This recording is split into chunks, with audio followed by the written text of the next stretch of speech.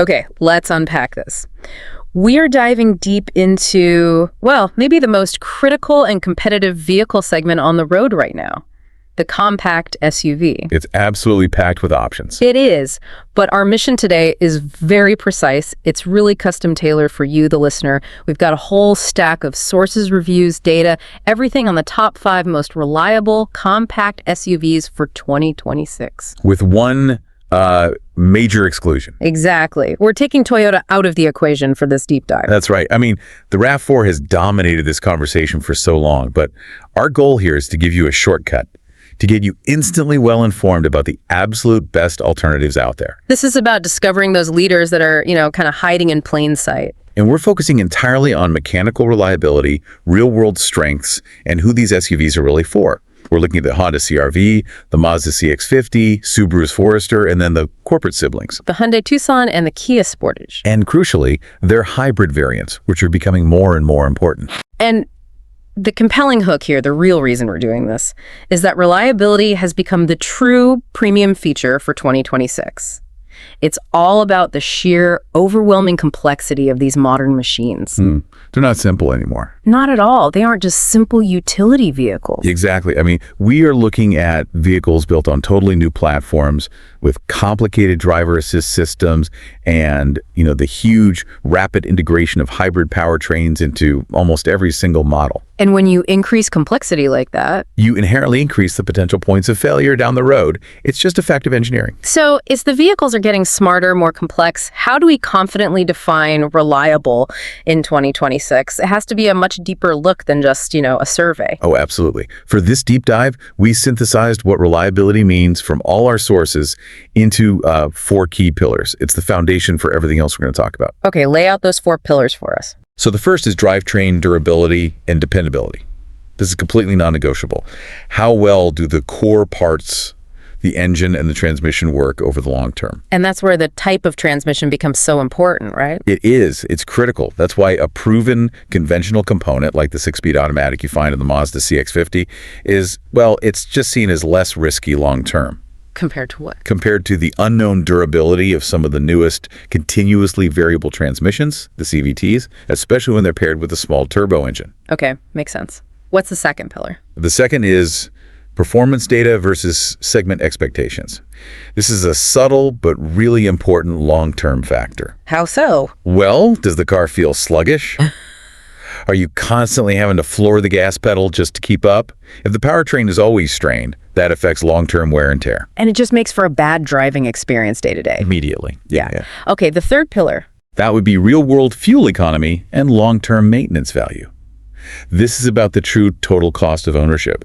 We're looking past the EPA sticker and checking real-world highway numbers from actual tests. And things like maintenance costs. Exactly. And the final piece of the puzzle. This one often signals the manufacturer's own confidence in their product. What's product? The warranty. Precisely. The fourth pillar is brand track record and competitive warranty terms. A strong warranty doesn't just protect you. It shows that the company is willing to financially back their claims of durability. Okay, this gives us a really solid framework. So let's formally introduce the 5 players again. This is an elite field. We have the Honda CR-V, the Mazda CX-50, the Subaru Forester, and the corporate twins, the Hyundai Tucson and Kia Sportage. And just to set the benchmark right away, to put the quality of this group in perspective, the highest praise in our deep dive goes straight to the Honda CR-V. It really does. Multiple major reviewers gave it a very rare, perfect 10 out of 10 rating. And it got a spot on the coveted 2026 10 Best Trucks and SUVs list. A perfect score is. I mean, that's basically unheard of in a mass market segment like this. That's setting the bar incredibly high. And not far behind, showing just how competitive this group is the Mazda CX-50. It secured a really impressive 9.5 out of 10. So these scores confirm we're looking at the absolute cream of the non-Toyota crop. No doubt, they are universally praised as being well-built, well-rounded, and highly dependable. All right, let's jump right into the undisputed leader here in terms of balance and mass appeal, the Honda CR-V. When you look at the CR-V, the sources describe it perfectly. It's the chilled can of Coca-Cola in spot A1. I love that. What does it mean?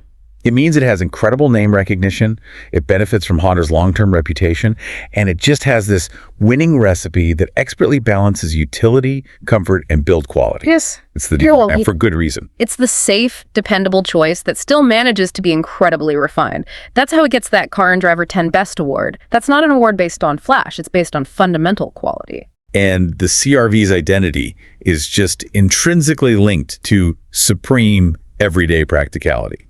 This is where it doesn't just compete, it really sets the standard. Specifically, the sources highlight it as the space king of this lineup. That's a huge deal for families. It's the crown jewel. The CR-V has 39 cubic feet of cargo space behind the second row. Reviewers actually went and tested this and noted it was enough room for 12 carry-on suitcases. 12! That's not a trivial difference. That's 2 more than its biggest rival, the RE4. Exactly. That real-world difference of 2 extra suitcases is huge.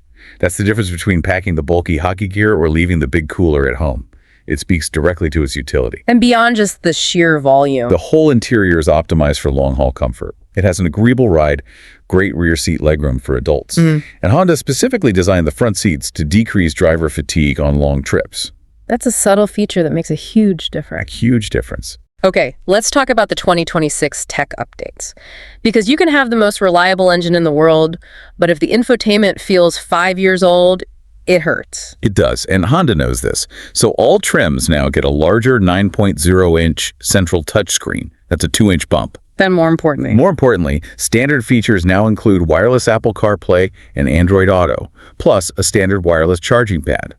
These are essential quality of life updates. Right. Now, we have to address the elephant in the room for the gas-powered CR-V. This is where we hit its primary vulnerability. This is the single biggest trade-off. The standard setup is a 190 horsepower, turbocharged 1.5-liter 4-cylinder paired with a continuously variable transmission, a CVT. And reviewers uniformly call that CVT a letdown. A letdown is the kindest word they use. It's the major weak point. If the CR-V got a 10 out of 10, that criticism must be severe. Why does the CVT create such a negative experience? It really comes down to sound and sluggish performance. When you accelerate hard, say merging onto a highway, the CVT lets the engine RPMs flare up and just hold at this high constant pitch. The drone. It sounds like the engine is draining, even if the car is technically moving. And the performance data backs that up. It feels slow because it is slow. Precisely. That noise is amplified by the sluggish reality. The non-hybrid CR-V needs 8.1 seconds to get from 0 to 60.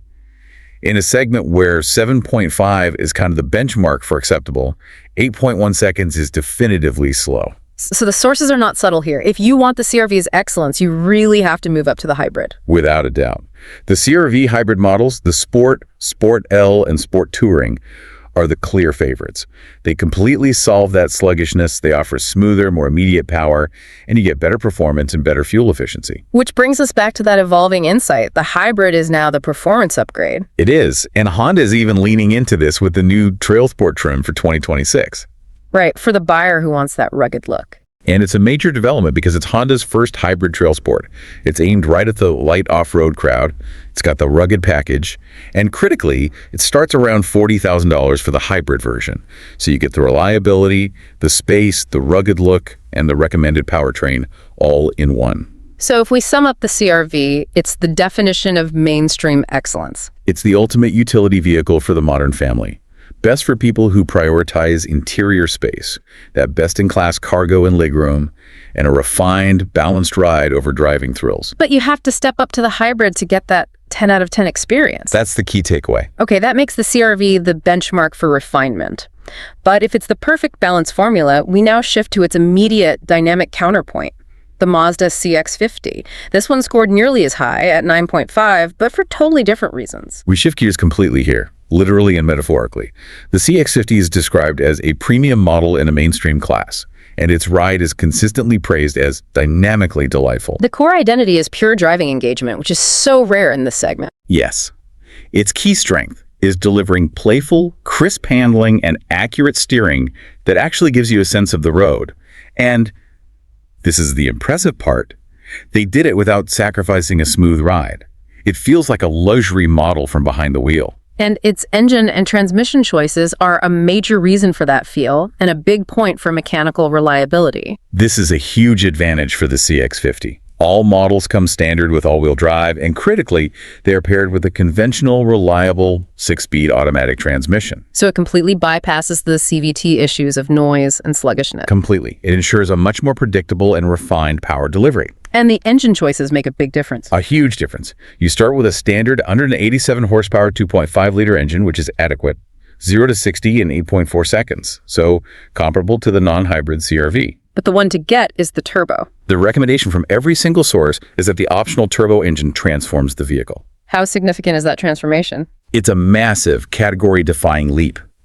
The turbocharged 2.5-liter pushes output up to 256 horsepower, and it cuts the 0-60 time down to just 6.4 seconds. 6.4 seconds? That puts it in a different class entirely. It does. That upgrade is worth every penny for someone who values responsiveness. The styling also leans into that rugged utility. Yeah, it's notably more rugged than the CX-5. It has a lower roofline, a wider stance, and lots of body cladding. But the capability goes beyond just looks. Especially the towing capacity on that turbo model. Yeah. A 6.4 second 0-60 and real towing. It's a unique combination. The turbo models can pull an impressive 3 out of 500 pounds. That matches or beats a lot of competitors, even dedicated rugged crossovers like the Ford Bronco Sport. And for 2026, that rugged look is more accessible now. Yes, the Meridian Edition is now available with the base engine, which is a smart move for buyers who want the look but don't need the full towing power. Okay, let's pivot to the CX-50 hybrid, because this is where the reliability story gets really interesting. There's a fascinating expert tip in the source material. This is a truly unique situation. The sources confirm that the 2026 CX-50 hybrid is actually borrowing its entire powertrain from the Toyota RAV4 hybrid. Wait, hold on. They're using their main competitor's technology. Isn't that a huge risk for their brand identity? You might think so, but it's actually a brilliant strategic move for reliability. Mazda instantly gets to leverage Toyota's reputation for highly reliable, proven hybrid tech. So they get decades of real-world testing and trust built right in. Exactly. The RAV4 hybrid system is one of the most trusted powertrains in the world. So the CX-50 hybrid, rated at 38 millip green combined, comes with instant credibility. So you get the Mazda driving dynamics and premium interior with Toyota's gold standard hybrid reliability. That's a strong proposition. It is, but there are trade-offs, particularly inside the cabin. What are the main limitations buyers should know about? Interior space is the single biggest one. The cabin is described as a little snug, and the rear seat space is below average. It even has less rear headroom than the smaller Mazda CX-5. So they prioritize handling over utility. They did. And the cargo numbers tell the same story. The CR-V swallowed 12 carry-ons. The CX-50 only managed 9. That's a substantial difference. And the warranty is just average? Merely average, and no complimentary scheduled maintenance, unlike some rivals. So the CX-50's target buyer is someone who values that engaging road feel, the luxury adjacent interior, and maybe needs that 3,500-pound towing capacity. It's for the driver who prioritizes the daily driving experience over sheer utility volume. Okay, moving on. If the CX-50 is the dynamic driver, we now shift to the vehicle that values rugged geometry and maximum cargo capacity above all else, the Subaru Forester. This one has a lower rating, a 7.5 out of 10, yet it's still seen as incredibly reliable. And that lower score points directly to its conservative handling. The ride is supple and tuned strictly for comfort and stability, not excitement. Steering feedback is minimal. It's not fun to drive like the Mazda. Not at all, but its familiar, all-purpose formula, anchored by that standard all-wheel drive, makes it absolutely reliable for its intended purpose. The unflappable, utilitarian outdoorsman. So its strength is its geometry and interior utility. That is its market-defining strength. The Forester's most noteworthy trait is its cavernous spaciousness, thanks to its upright cabin and tall windows. The rear seat is commodious, with plenty of head, hip, and legroom for adults. And when you're hauling gear, it dominates. It is the true cargo king with the rear seats folded down. A massive 75 cubic feet of total cargo space. 75? It's enough to swallow up to 28 carry-on suitcases in total. That's more space than the Nissan Rogue and the Mazda CX-50. For the outdoorsy buyer, the big story is the Forester Wilderness package. The Wilderness trim is the serious off-road choice, and the features are very functional. First, the ride height is increased to 9.3 inches of ground clearance.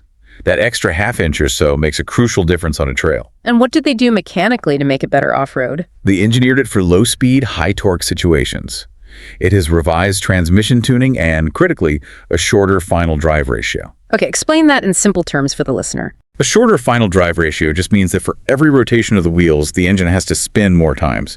You sacrifice a little bit of highway efficiency. You're revving a bit higher. Exactly. But it lets the engine deliver torque exactly when you need it, for climbing rocks or pulling yourself out of sand. It optimizes the engine for real off-road responsiveness. And that tuning helps with towing, too. It does. It gets an uprated transmission cooler, which enables it to hit that 3,500-pound max towing capacity, matching the CX-50 turbo. Which makes the wilderness the undisputed go-to if you're frequently navigating unpaved roads. Absolutely. But like the non-hybrid CR-V, the Forester has a key limitation in its engine that explains that lower 7.5 rating. A lack of power. Correct. The standard drivetrain is a 2.5-liter flat 4, making a meek 180 horsepower. The performance is definitively sleepy, needing around 8.3 seconds to hit 60. And reviewers noted the engine groans loudly under hard acceleration. And that rugged wilderness gearing actively hurts your daily fuel economy. It's a real efficiency tax. The wilderness trim managed only 27 milligram on the real-world highway test, compared to 31 for the sport trim. You pay for that capability at the pump. But it sounds like Subaru is recognizing this performance deficit. They are. A Forester hybrid is coming for 2026, expected to get an 8.5 out of 10 rating. It should deliver more power and better fuel economy, directly addressing that sluggishness. It will likely become the recommended choice. So the current Forester buyer is clear. Outdoorsy users, people who need that standard AWD and ground clearance, or buyers who prioritize absolute maximum cargo volume. It's the ultimate dependable utility box of the segment. Okay, we've covered balance, dynamics, and rugged utility. Now we move to our final category, which is all about value, technology, and the longest-term ownership peace of mind. The Korean siblings, the Hyundai Tucson, and the Kia Sportage. This pairing is a case study in maximizing buyer confidence through a warranty. Their corporate siblings, sharing mechanical DNA, and their shared strategy is providing superior long-term warranty coverage that Mazda and Subaru just can't match. Let's talk specifics on that warranty because it's a huge part of long-term peace of mind. It is the defining financial factor. Both Hyundai and Kia boast one of the best warranties in the industry. A phenomenal 10 years or 100,000 miles on the powertrain. 10 years, that's a huge psychological and financial hedge against future mechanical surprises. It covers the vehicle in those later years, 7, 8, 9, when big repair bills can start to show up. Exactly. It covers the vehicle well past the typical ownership period. But there is a key distinction between the two on maintenance that buyers should note. What's the subtle difference? While both offer that incredible warranty, Kia lacks complimentary scheduled maintenance. Hyundai, however, does provide it. This gives the Tucson a subtle but distinct edge in initial ownership value. Let's focus first on the Kia Sportage, rated 8 out of 10 for the gas model. It's the daring value entry. The Sportage excels in interior design, which is often seen as more upscale and dramatic. It's got a roomy, comfortable interior with 40 cubic feet of cargo space, slightly more than the CR-V. And it gets a styling refresh for 2026. Yes, making the exterior more conventional, less polarizing. Inside, there's a new panoramic display, which looks great. And this is a familiar theme, the base gas model is held back by its powertrain. It's the major limitation. The standard 187 horsepower engine is described as gutless. It delivered the slowest acceleration time in our entire lineup, a full 9.1 seconds to hit 60 mph. So the hybrid isn't just an upgrade, it's an absolute necessity. Absolutely essential. The Sportage Hybrid, rated 8.5, is significantly quicker. The electric motor boost jumps the output to 231 horsepower, and it cuts the 0-60 time down to a much more respectable 7.4 seconds. It transforms the driving experience. And they also offer a plug-in hybrid, a PHEV. They do. The PHEV offers even more power, 268 horsepower, and an impressive 34 miles of electric-only range. For a commuter who can charge at home, it's a great option. Any real-world concerns about the Kia hybrid? Two minor caveats. First, some real-world fuel economy tests fell slightly short of the EPA ratings. And second, reviewers noted the seat cushions were distinctly firm, which might be an issue on long road trips. Okay, let's transition to the Hyundai Tucson, also an 8 out of 10 for the gas model. The Tucson's identity is all about refinement, spaciousness, and value. It's a very well-rounded package that looks and feels more expensive than it is. But like the Sportage, the gas model's road manners are just too bland to satisfy enthusiast drivers. And just like the Kia, the Tucson hybrid at 8.5 is the real strong value proposition. It's a top-tier value play. It leverages that same powerful hybrid system to deliver better fuel efficiency and quicker acceleration.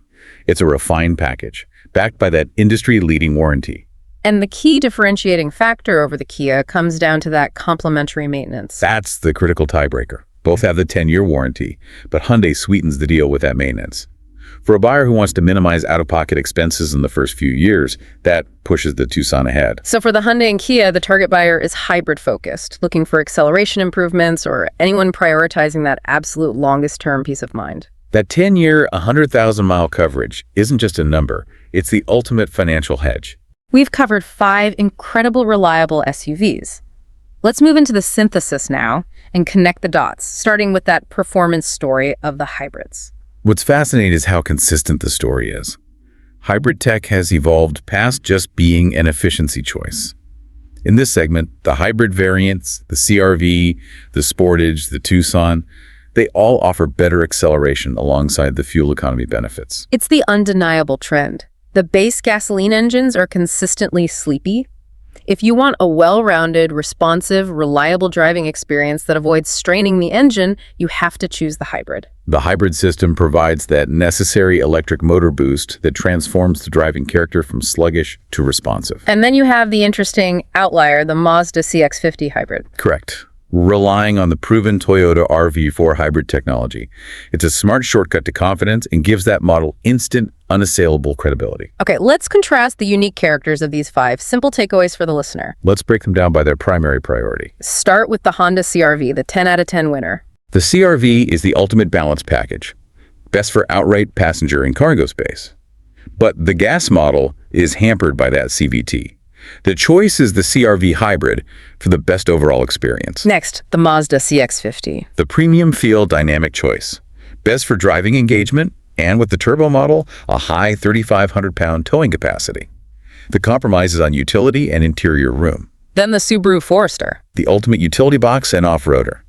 Best for raw cargo volume with the seats folded, that massive 75 cubic feet, and for those who need standard AWD and the ground clearance of the wilderness trim. And finally, the Hyundai Tucson and Kia Sportage. The value and security proposition. They're best for tech features, robust hybrid performance, and that unmatched 10-year powertrain warranty. For long-term ownership security, they are the clear winners. So what does this all mean for the person listening? How should they prioritize their decision? It forces you to define your core priority. If you're a driver who enjoys the time behind the wheel and you need moderate towing, you have to look at the CX-50 Turbo first. And if space and comfort for a growing family is the absolute priority, then the CR-V still holds the crown. If you value maximum space and a polished, reliable mainstream experience, the CR-V hybrid is the segment winner. and if that financial peace of mind, avoiding a huge mechanical bill in year 8 is your top priority, Then the Hyundai Tucson hybrid or Kia Sportage hybrid are unmatched in warranty coverage. They provide the most financial security, period. A smart, practical, and dependable choice. that brings us to our final provocative thought. Across these 5 top-rated, reliable, non-Toyota SUVs, there is one consistent, undeniable truth shaping the segment. The most reliable compact SUVs for 2026 reveal that the hybrid variant is no longer just the efficiency choice. It has become the necessary performance upgrade path. To get a truly well-rounded, reliable, and responsive driving experience in the modern compact crossover, the hybrid powertrain is increasingly essential. It's no longer optional. It is foundational to the modern compact SUV experience. Something to mull over as you weigh efficiency against the daily driving experience. That was a thorough deep dive. Now you are informed and ready to shop. Always a pleasure. We've gone deep, and now you're well informed.